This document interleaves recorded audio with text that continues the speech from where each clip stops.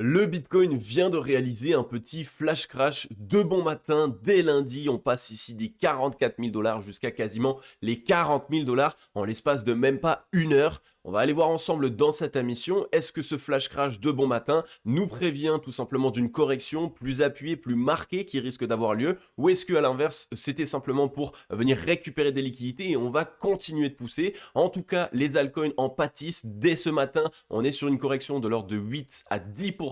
Donc on va rester prudent et surtout les amis, restez bien avec moi jusqu'au bout de cette émission parce que c'est ce que je vais vous montrer. On va aller voir du coup le Bitcoin en weekly, on va passer le gold, la Bitcoin dominance, on ira voir Ethereum et on conclura cette émission par le dollar. Alors les amis, si le menu vous plaît, restez bien avec moi jusqu'au bout de cette émission parce que c'est ce qu'on va aller voir tout de suite. Even when you feel low, you can still go. Even when you feel slow, you can still go. Even when there's no hope, you can still go. I never answer to no, man, I still go. Go, go, go, go, go, go, go, go, go, go, go, go, yeah, go, go, go. Hello à toute la team Logique, ravi de vous retrouver dans cette nouvelle analyse du marché crypto-monnaie. On est aujourd'hui le lundi 11 décembre 2023 et il est actuellement 10h01 à l'heure à laquelle je tourne cette émission. Alors comme vous le savez, on est lundi et qui dit lundi dit émission weekly. Donc aujourd'hui on va s'attarder à tout simplement cette clôture hebdomadaire que nous a partagé le Bitcoin ainsi que le marché crypto-monnaie. On va voir ensemble est-ce qu'on peut déceler des indications d'essoufflement, est-ce qu'on risque d'avoir une correction ou est-ce qu'on va continuer de pousser. Eh bien c'est ce qu'on va pouvoir voir ensemble au travers de cette émission hebdomadaire. Juste avant d'entamer, les amis, n'hésitez pas à laisser votre meilleur like et votre meilleur commentaire si le menu vous plaît. Et pour toutes les personnes qui n'êtes pas encore abonnées et qui regardent cette vidéo tout simplement parce que vous souhaitez vous informer sur le marché crypto-monnaie et être aidé tout simplement à mieux vous repérer, alors n'hésitez pas, abonnez-vous et activez la petite cloche. On va passer directement ici sur une petite revue globale du marché. On a un Bitcoin qui nous retrace de 3,5%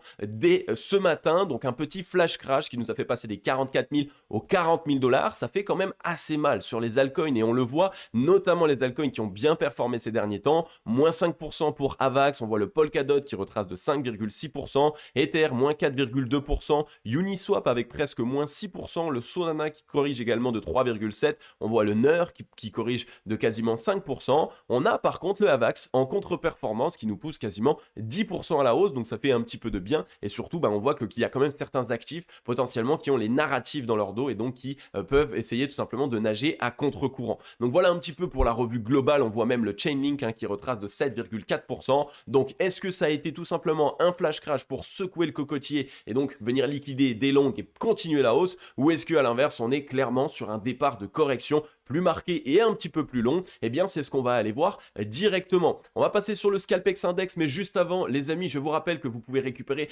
dans la description votre formation totalement gratuite que j'ai mise en place. Elle s'appelle le baptême de la cryptologie expérience investissement. Vous pouvez y accéder totalement gratuitement. Je l'ai mise en place pour vraiment vous accompagner et vous aider sur le bull run 2024-2025 qui est en train de se démarrer. Alors à l'intérieur, vous allez obtenir du coup 5 jours de cours dans lequel vous allez pouvoir copier les stratégies du top 1% des meilleurs investisseurs crypto-monnaies. Donc dans ces 5 jours, vous allez obtenir tout simplement les cours nécessaires pour trouver les bons projets crypto-monnaies, gérer votre portefeuille pour l'équilibrer et le sécuriser. Vous allez pouvoir appliquer les meilleures stratégies pour ne plus jamais acheter au pire moment et vendre au pire moment. Vous allez aussi ouvrir les yeux sur la manipulation de marché, comment en tirer profit. Vous le savez, le marché crypto-monnaie est manipulé par des whales, des gros portefeuilles qui ont la possibilité de faire varier les cours rapidement. Et ensuite, je vais vous aider aussi évidemment à intégrer votre vrai rôle d'investisseur pour vous professionnaliser et arrêter de faire un peu de trading, un peu d'investissement, un peu de stratégie, un peu de pas stratégie. Bref, je vais vous aider avec cette formation gratuite qui va se passer sur 5 jours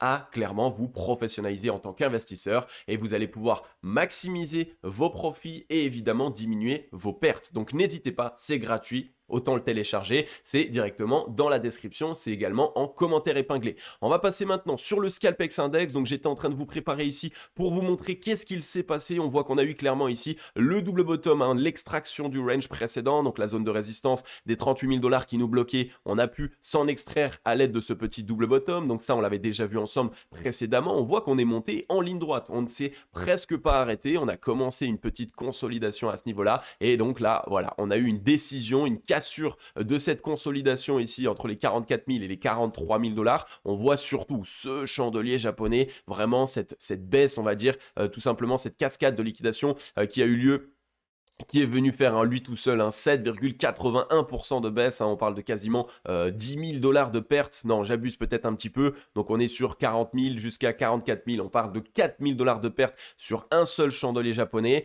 La seule petite bonne nouvelle, c'est qu'on voit que pour l'instant il y a eu une très forte réaction acheteuse, donc clairement les acheteurs se sont présentés, c'est plutôt intéressant, on a absorbé la pression vendeuse. On voit qu'on était en train de faire ici un petit signal intéressant puisqu'on a fait un top, un bottom, le top ici qui était à peine plus haut que le précédent juste pour chercher les liquidités, donc pour éviter évidemment qu'il y ait trop de shorts qui se positionnent, et finalement M qui nous a tout simplement bien rejeté. Donc pour l'instant ici à court terme on est en train de s'attaquer tout simplement à un petit retracement. Maintenant la dynamique n'est pas du tout engagé pour l'instant. Je rappelle que pour venir tout simplement créer une nouvelle dynamique, il faudrait passer sous les 38 750 qui était la zone pivot ici précédente. Donc là pour l'instant on a encore le temps, on pourrait même revenir chercher les 38 000 dollars, la fameuse zone de résistance qui nous avait bloqué dans le passé en tant que support, ça pourrait être intéressant. Boum, on revient dessus et on repart. Est-ce que pour l'instant c'est ce que je vois? Eh bien au vu ici du rattrapage, donc vraiment de la pression acheteuse qu'il y a eu pour acheter cette mèche, je ne pense pas. Je pense que clairement on a eu ici un pic de liquidation qui a eu lieu et tout simplement derrière les whales étaient satisfaites, elles ont atteint leur objectif. Alors évidemment je ne parle pas pour rien, je m'appuie toujours sur des datas, donc on passe maintenant les liquidations, et dans les liquidations, eh bien on le voit, on a eu un spike aujourd'hui de liquidation, aujourd'hui même vers 1h du matin, on parle de 315 millions de dollars de positions longues qui ont été liquidées uniquement sur ce seul chandelier japonais, donc autant vous dire que clairement un premier objectif a bien été atteint. J'en ai déjà parlé, les objectifs de liquidation des whales ici à moyen terme, on va dire sur du daily, c'est environ 300-350 millions de dollars par bloc. Donc là, on est allé chercher 315 millions de dollars de position longue en une seule journée. Je pense qu'on n'est pas à l'abri que même dans cette journée, on refasse des petites liquidations pour aller chercher 350, voire même presque 400 millions de dollars de positions liquidées. Mais en tout cas, un premier objectif a bien été atteint. Maintenant, le seul mauvais signal que ça montre, c'est que là, ici, sur ce top entre les 44 000 et les 43 000 dollars, il y a eu énormément de FOMO, donc des personnes qui ont eu peur de rater le train et qui sont rentrées très très fortement, d'où cette correction. Donc cette correction qui permet du coup de rééquilibrer un petit peu les choses, de liquider un maximum de personnes qui se sont positionnées à levier, mais ça reste un signal qui fait assez peur étant donné que clairement ça c'était assez haut déjà. Donc s'il y a autant de personnes qui commencent à FOMO ce point des 44 000, 45 000 dollars, qu'est-ce que ça sera quand on sera à 50 000? Donc attention, prudence, on voit qu'il y a quand même certaines zones qui commencent à être achetées trop fortement et surtout à levier, donc on n'est jamais à l'abri de ce type de correction, de retracement et de punition, j'ai envie de dire. Donc de votre côté les amis, n'oubliez pas une chose, c'est qu'après un mouvement vertical comme celui-ci, on n'achète pas tout de suite, on attend toujours un retracement, et s'il n'a pas lieu tout de suite, eh bien on fait preuve de patience, d'accord? Vous êtes des investisseurs, vous devez un petit peu vous professionnaliser, donc au pire, le prix continue de monter un petit peu, ensuite on retrace, et là vous auriez pu acheter les 42 000, alors que si vous aviez acheté ici, ça aurait été les 43, 44 000, d'accord? Donc ne faites surtout pas cette erreur de FOMO.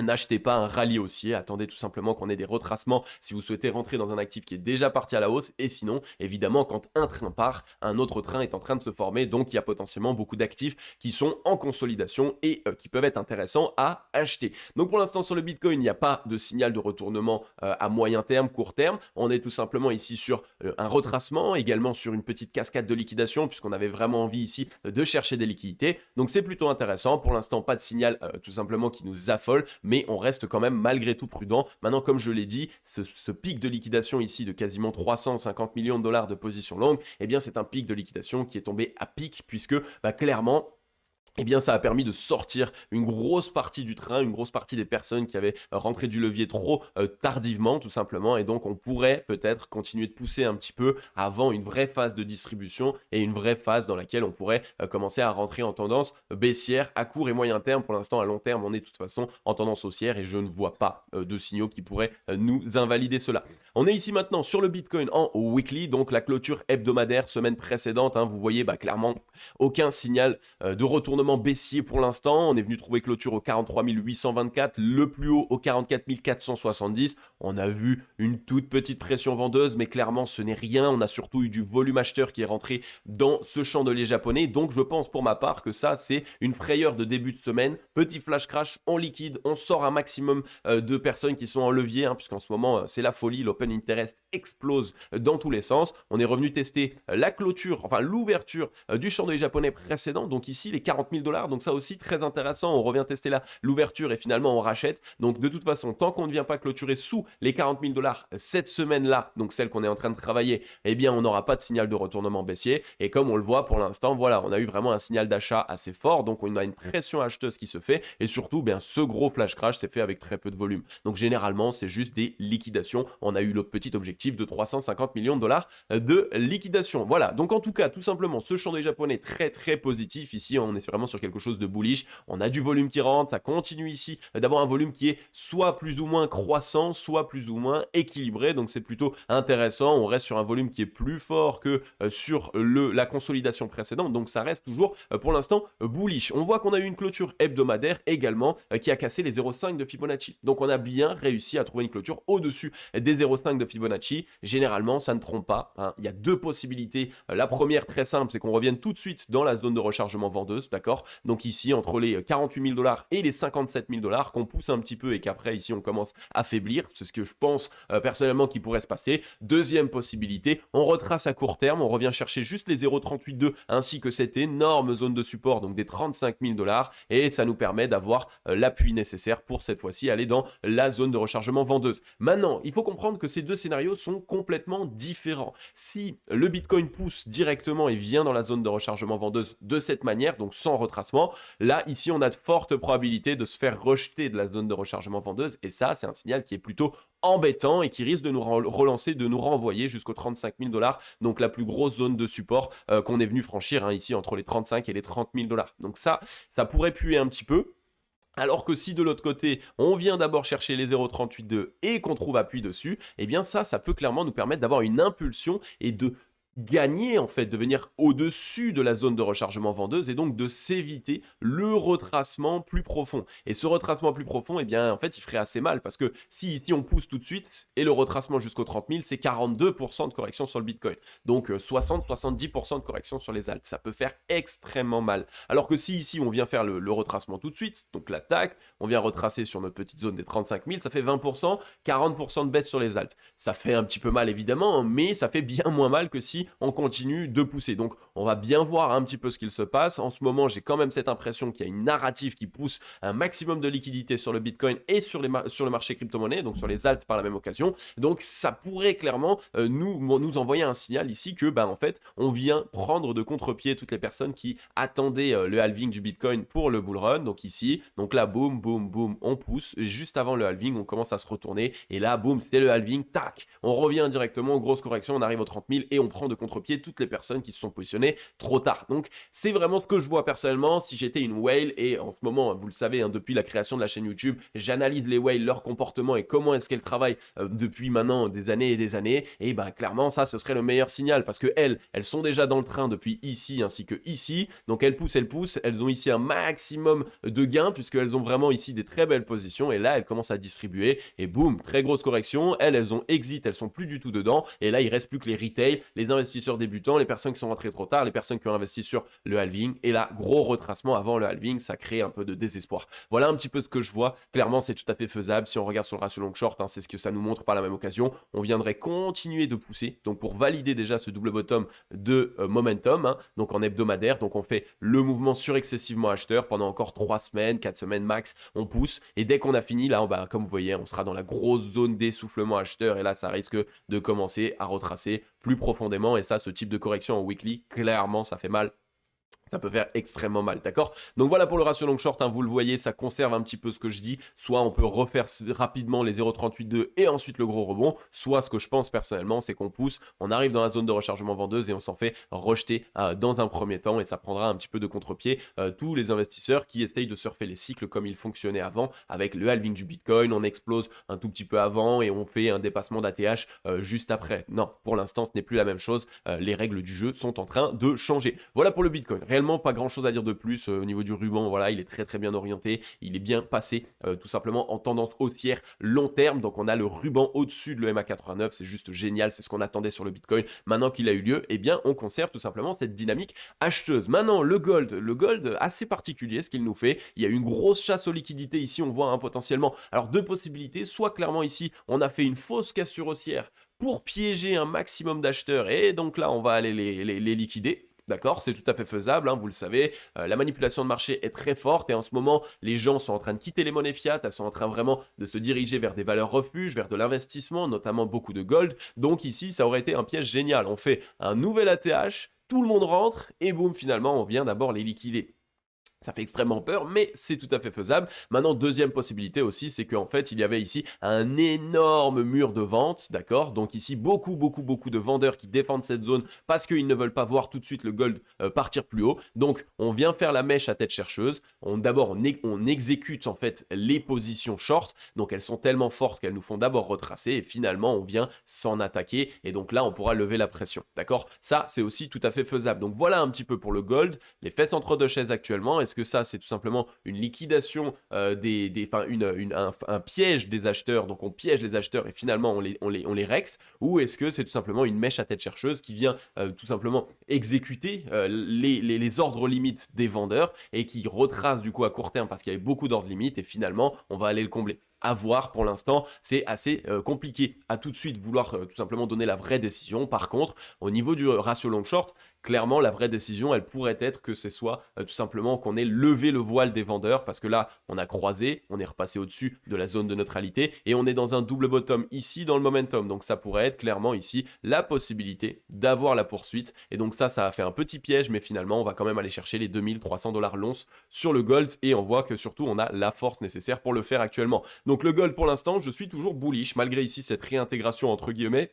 Je pense qu'on est dans un petit piège, une petite manipulation. Peut-être aussi qu'il y a des whales qui ont tout intérêt à continuer de garder du gold ici sous les 2000 pour accumuler et ensuite faire décoller. Tout est faisable en ce moment. Donc pour l'instant sur le gold, je reste bullish. Je ne pense pas qu'on soit ici sur un retournement sur zone de résistance et qu'on va être tout simplement rejeté jusqu'à la zone de support. On reste prudent par rapport à tout ça, évidemment, vous le savez, comme d'habitude, il n'y a aucun conseil en investissement dans mes analyses techniques. C'est uniquement par rapport à ce que moi je vois et par rapport à mon scénario. Je vous rappelle que je suis rentré sur le gold un petit peu ici à 1835, je suis rentré également à 1930 et si je me rappelle bien, on était rentré pas loin de cette zone de support. Donc j'ai eu 3 points d'entrée entre 1700, 1800 et 1900. Donc on est à peu près à un point d'entrée moyen aux alentours des 1820$ sur le gold. Donc comme dit, pour l'instant, sur mon scénario, je reste bullish. Le gold, je pense qu'il est toujours dans une belle disposition.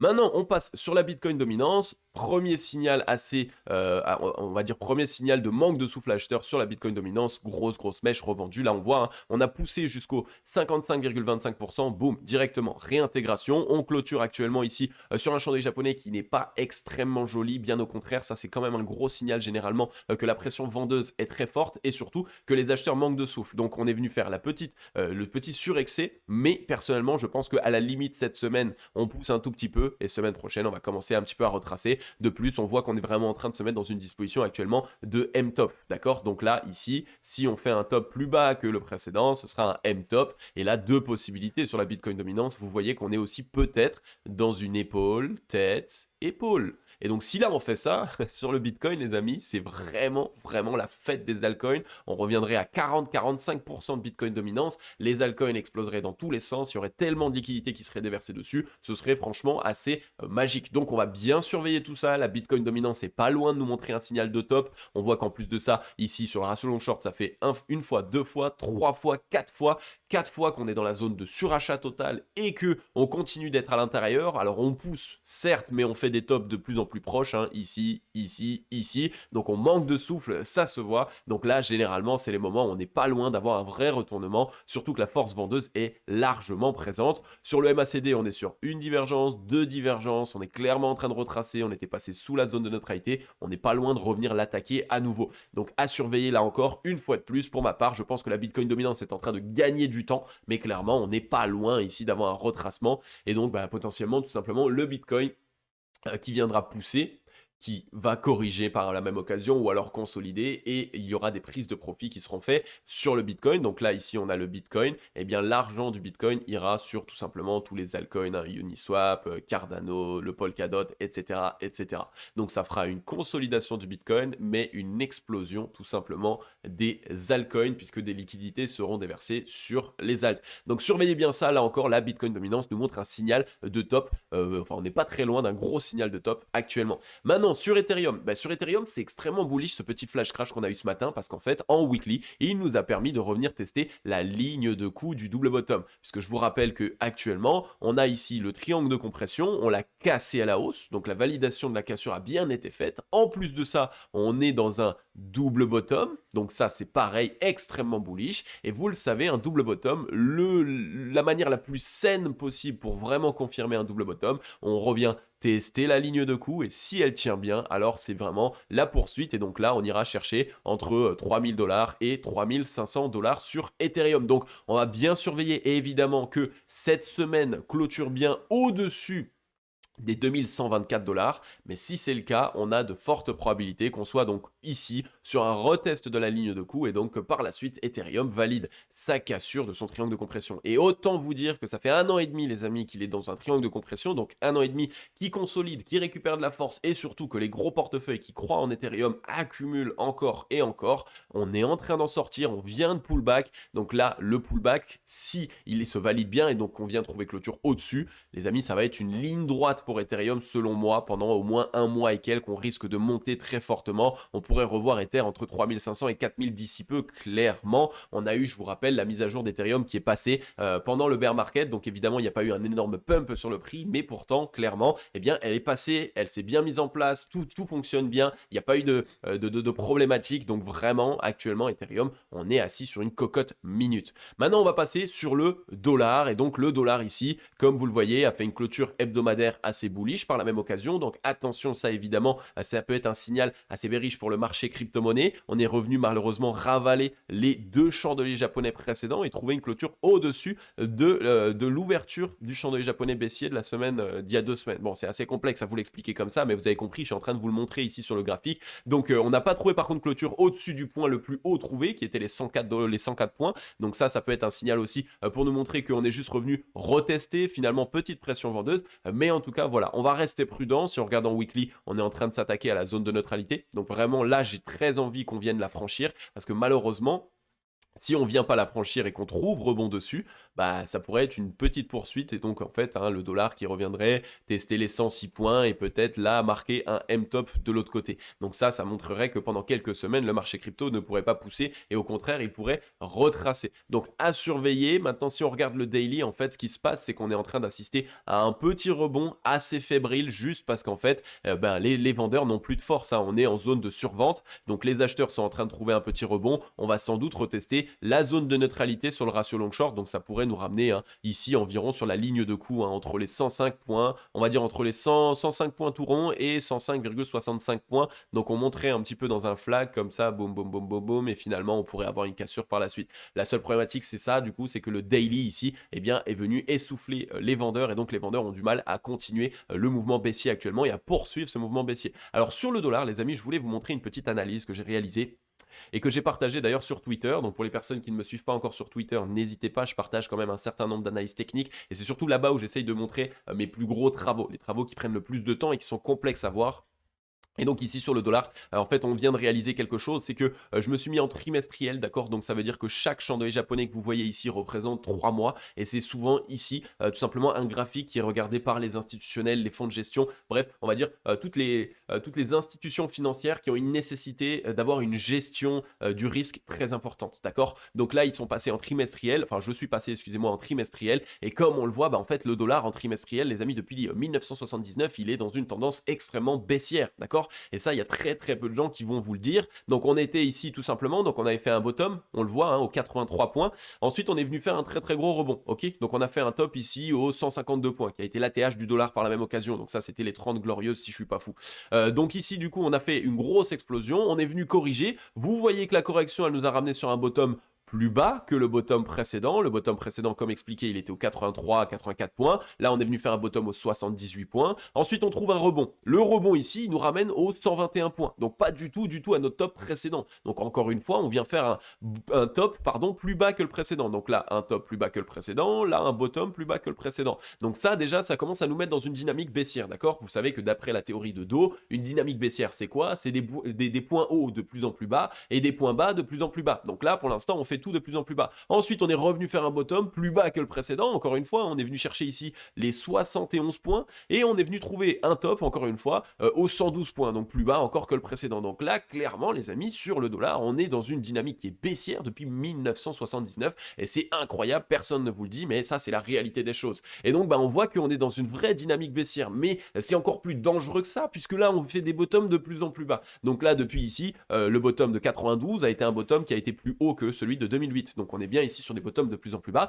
Du coup, là, clairement, on est en train de marquer un top plus bas que le top précédent. Donc si la dynamique se suit, on va du coup aller chercher un bottom plus bas que les bottoms précédents. Donc on pourrait venir chercher plus bas sur le dollar que les 70 points et peut-être revoir un dollar aux 63, 64 points. Donc clairement, ici, en trimestriel, on est sur une dynamique extrêmement baissière sur le dollar. Personne n'en parle, mais surtout, regardez-moi ça. On est en train de marquer un top dans la zone de rechargement vendeuse du mouvement ici précédent. Donc ça, c'est souvent un gros signal que oui, on va se faire rejeter. On est en pratiquement M-top ici. Donc dès qu'on aura cassé les 102 points, donc en trimestriel, une clôture trimestrielle en dessous des 102 points, à ce moment-là, on aura validé qu'on est du coup dans un M et qu'on va aller s'attaquer potentiellement au bottom précédent, à moins qu'il soit défendu, mais même s'il est défendu, on peut aller chercher 87, 80 points. Je ne pense pas qu'il sera défendu en plus de ça, pour l'instant le dollar clairement ça pue. On est dans cette énorme zone de rechargement vendeuse du mouvement précédent, on est dans une dynamique baissière depuis 1980, c'est complètement incroyable de se dire ça, mais c'est complètement réel si on regarde sur le graphe réellement. Donc vraiment là en ce moment, on a une perte de valeur du dollar, une perte de valeur de cette monnaie qui est censée être notre valeur, enfin notre monnaie d'échange mondiale. Donc attention les amis, sur le point actuel, ça donnerait ici une correction de 37% sur le dollar. Les amis, on parle d'une monnaie fiat, on n'est pas sur une crypto-monnaie ici, donc 37%, c'est une volatilité extrême, et ça pourrait arriver jusqu'en 2030, donc en 7 ans, une dévaluation du dollar de 37%. Donc ça, vraiment les amis, j'ai envie de vous faire tous une vidéo là-dessus pour vous expliquer quelles peuvent être les répercussions, qu'est-ce qu'il pourrait y avoir par la suite, est-ce qu'on va avoir une nouvelle monnaie du coup d'échange mondial, est-ce que ça va être plutôt de nouveau remis sur les métaux précieux, sur une certaine valeur, une valeur refuge plutôt dans laquelle on va pouvoir essayer de se positionner. Il va falloir qu'on essaye de regarder tout ça. Donc vraiment les amis, si cette analyse trimestrielle du dollar vous a plu, n'hésitez pas à me dire dans les commentaires si vous voulez tout simplement la suite, à savoir qu'est-ce qui pourrait se passer, quel impact ça pourrait avoir sur l'économie actuelle et sur le monde actuel. D'ailleurs, n'hésitez pas aussi tout simplement à prendre en compte cette analyse et à regarder un petit peu ce qu'il s'y passe, parce que vraiment les amis, si ici on a une baisse de 37% sur le dollar, il risque d'y avoir quelque chose de complètement fou qui se passe, d'accord? Donc soyez prudents, gardez bien tout ça en tête, ça peut être un signal extrêmement bullish d'ailleurs pour les 7 prochaines années sur le marché crypto-monnaie, donc on va bien garder tout ça en tête. Clairement, pour les personnes qui êtes dans le train, on est peut-être vraiment positionné 7 ans avant ce qu'il faut, enfin dans le marché dans lequel il fallait être, c'est-à-dire le marché crypto-monnaie, puisque si le dollar perd énormément de valeur, le marché crypto-monnaie lui va prendre beaucoup de valeur. Donc on surveille bien tout ça les amis, comme d'habitude, et comme vous le voyez, le dollar est en train de nous partager des signaux qui pourraient être juste magnifiques pour le marché crypto-monnaie. Ok la team, j'en ai terminé avec cette émission, j'espère comme d'habitude qu'elle vous aura plu un maximum. Alors vous l'avez vu, j'ai essayé de vous partager un certain nombre d'informations. Comme vous le voyez, il y a le marché crypto-monnaie qui est toujours en train de continuer sa hausse, mais évidemment, pour l'instant, ça commence à être assez parabolique. Je pense qu'on va continuer de pousser encore un petit peu, mais que attention, avant le halving, 2-3 mois avant le halving, on risque quand même de se prendre une très grosse baffe. Alors pour les personnes qui êtes déjà dans le train et qui ont chopé des zones de prix il y a de ça 1 mois, 2 mois, clairement, ne vendez pas vos positions, ce serait extrêmement dommage parce que ces zones de prix, vous n'allez plus les retrouver. Mais par contre, pour les personnes qui sont rentrées trop tardivement ou qui allaient rentrer, personnellement, je vous dirais de garder tout simplement des précautions et surtout de ne pas mettre 100% des liquidités que vous souhaitiez mettre. Si vous voulez le faire, vous le faites petit à petit pour éviter une correction et surtout, si une correction arrive, vous avez toujours du cash pour tout simplement abaisser votre prix d'entrée moyen, d'accord? Alors ne faites pas non plus du DCA, c'est pas la bonne stratégie, mais ça je vais vous en parler dans les émissions futures. Clairement les amis, en ce moment j'ai tellement d'idées de vidéos à vous faire pour vous expliquer à quel point l'investissement c'est pas du tout ce qu'on vous dit aujourd'hui de manière mainstream, dans un sens du DCA, on va acheter plus ça baisse et ensuite on vendra un petit peu quand ça monte, etc. Tout ça, c'est des stratégies qui sont vraiment depuis très longtemps dépassées et je vais vous partager des vraies stratégies d'investisseurs plus professionnels et qui vont vous permettre de vous mettre plus en sécurité et d'éviter tout simplement d'acheter un actif qui continue de baisser encore et encore, d'accord? Donc en tout cas les amis, pour les personnes qui n'êtes pas encore abonnées, comme je vous l'ai dit, on a un menu très chargé qui arrive, donc je vais vous sortir un maximum d'informations, je vais vous aider à vous professionnaliser dans l'investissement et spécialiser évidemment dans le marché crypto-monnaie, donc n'hésitez pas, abonnez-vous, activez la cloche, et comme d'habitude les amis, pour ma part, je vais vous dire à demain sans doute dans la prochaine émission, je vais vous souhaiter à tous et à toutes une agréable journée ou une agréable soirée, c'était Cryptologique, ciao bye bye.